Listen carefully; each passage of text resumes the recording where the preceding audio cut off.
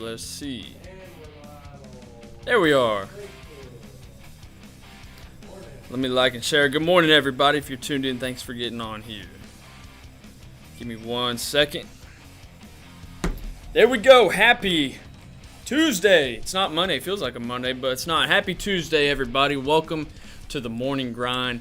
If you don't know me, my name is Josh Harrell. I work for the GoodTimeTommy team, and normally Tommy's up here, but today you got me, Good Time Josh. So today, guys, it's the day after, or a couple days after 4th of July. I hope everybody had a great 4th of July weekend. I had a little accident. I got burnt on my finger really bad. Had to sleep with my hand in an ice bowl Sunday night. But normally we do 60 seconds of gratitude.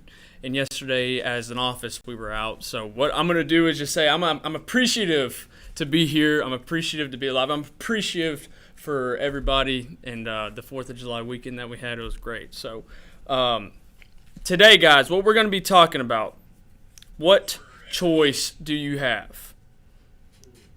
What do you guys think I mean by that? What do you mean by that, man? What do you feel like I mean by that, Pruitt? Let's hear you talk.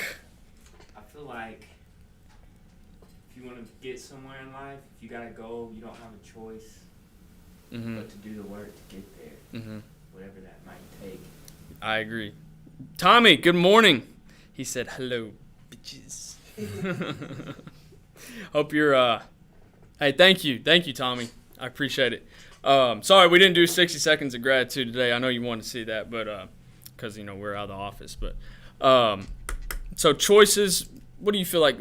Everybody, if you want to say something, speak up. What do you feel like choices mean? What that means is at the end of the day, you just have a choice to make, I mean, whether that's go to the gym, don't go to the gym, eat healthy, don't eat healthy, grind hard every day, or go soft and be lazy. You have choices. And where you end up at the end of the day is all based on your choices. That's right. Nailed that on the head. Weatherman, we got the big guy in here. What do you feel like? I mean, your choice starts in your mind first, and so you got to walk in whatever choice you make. So whatever choice you make, the main thing is commit.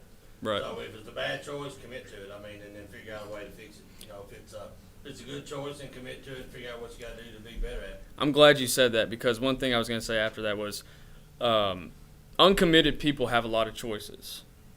Committed people don't have any choices. They put their mind on the goal, and if they're committed to it, I don't have any choice but to do what I committed to.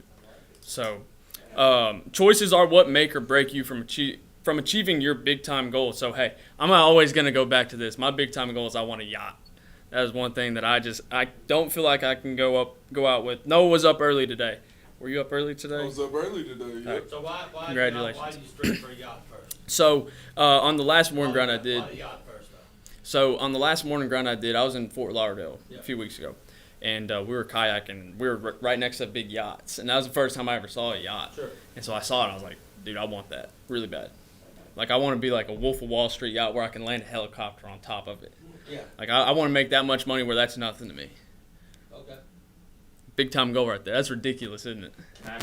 I mean, Yeah. it's not You ridiculous. can if you want. I think sometimes the decision, because our emotions take over and we see something that we feel like we want to have wealth and fame, but yet we don't want to put in the effort to have the wealth and fame. Right. So every decision is about what you're going to do to get to that decision. So are you going to do what it takes to get the yacht? Right. Yeah, absolutely. No, you're not.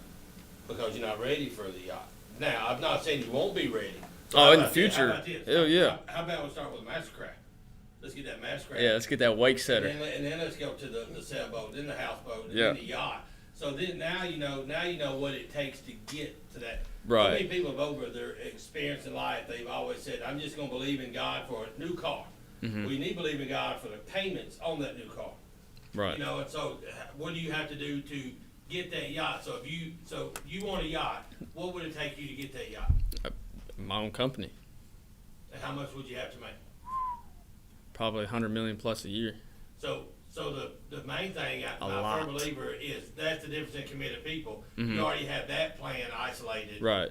That comes with that plan. Yeah. And I think when you get to that plan, because you was in that little kayak, seeing that big old yacht, So that's me. The kayak was that. I'm a kayak right now. What's wrong with the kayak? I'm a kayak. I'm a small person right now, but whenever I, like you said, I'm committed to getting that big yacht. I want to be so big where I can land a helicopter on a yacht. Get you a canoe now. Next we're gonna have the long rowing canoe. You know what I mean?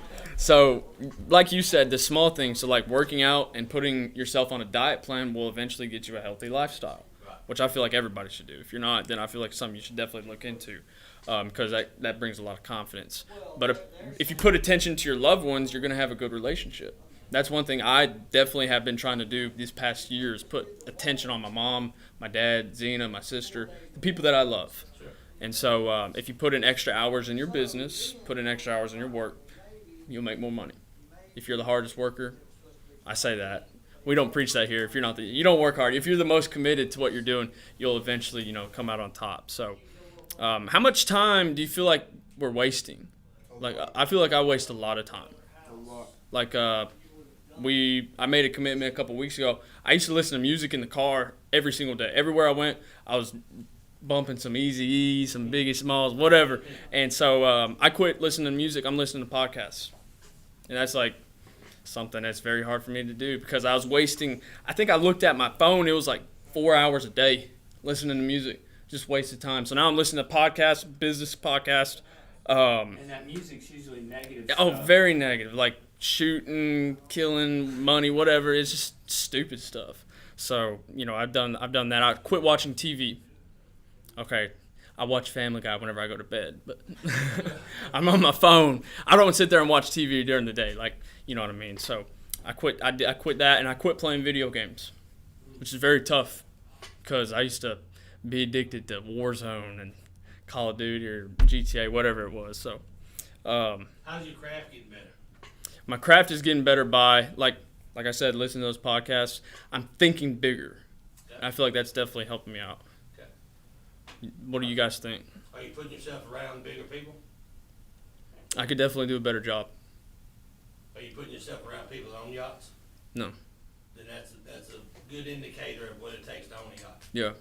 Be around somebody that owns a yacht. That's right. How do you find out who owns yachts? Go to the yacht dock, whatever it's called. Yacht Club. Yacht Club. There you go. The Redneck Yacht Club. No, I'm just kidding. I want to be bigger than that, but I feel like not only am I wasting time, I feel like I'm running out of time.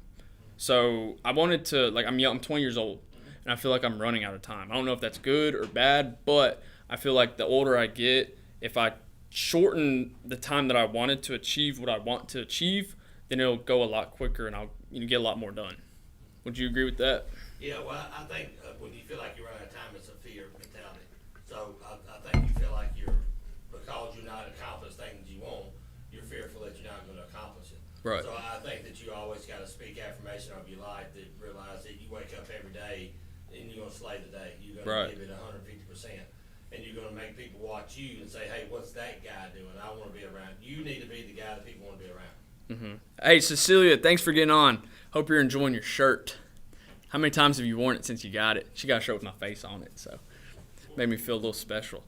But I feel like that's something I do need to work on is putting myself in front of the John Floyds, the bigger people that are making the money where they could just go buy a yacht and it'd be nothing, So, because that's eventually at the end of the day where I want to be. So I'm gonna tell you guys a little story about one of the podcasts that me and Pruitt listen to. It's this guy. His name's Chad Wright. He's a Navy SEAL. He I guess they enlisted in the Navy SEAL whenever he was 18, fresh out of high school. Kind of like me. I came here whenever I was fresh out of high school, and so he had same thing. Yeah, same thing. He went through the Navy SEAL boot camp. I guess it wasn't Hell Week or anything like that. It was like the basic training that they go leading up to that. And it wasn't Buds. It was one before Buds. So yeah, you have to do that and then qualify for Buds.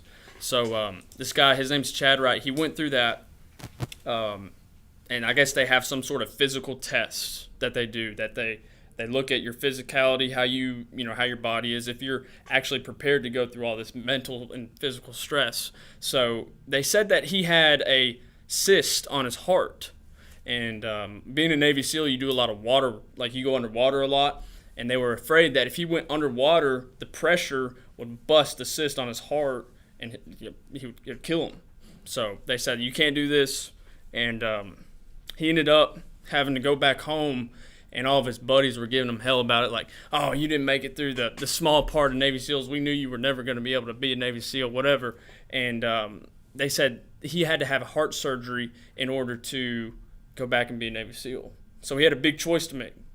Either be a Navy SEAL, get the heart surgery, or let it pass. What would y'all have done? Had heart surgery. You would have done it? And he's 18 years old. He was 19 at this point. The surgery could, all the doctors, they don't want to operate on an 18-year-old that could be perfectly healthy. Right. If you didn't do the SEALs. I mean, they said like if being that young and having an open heart surgery like that is like dangerous, very dangerous. So I was putting myself in perspective, like, and it cost over $100,000. Yeah, he said, that he did not have. But he had to pay for it. He had to find the money to pay for it. But I was putting myself in that. Like, I was thinking, what would I have done to go through hell right here and then go through even more hell because I went through this little part of hell?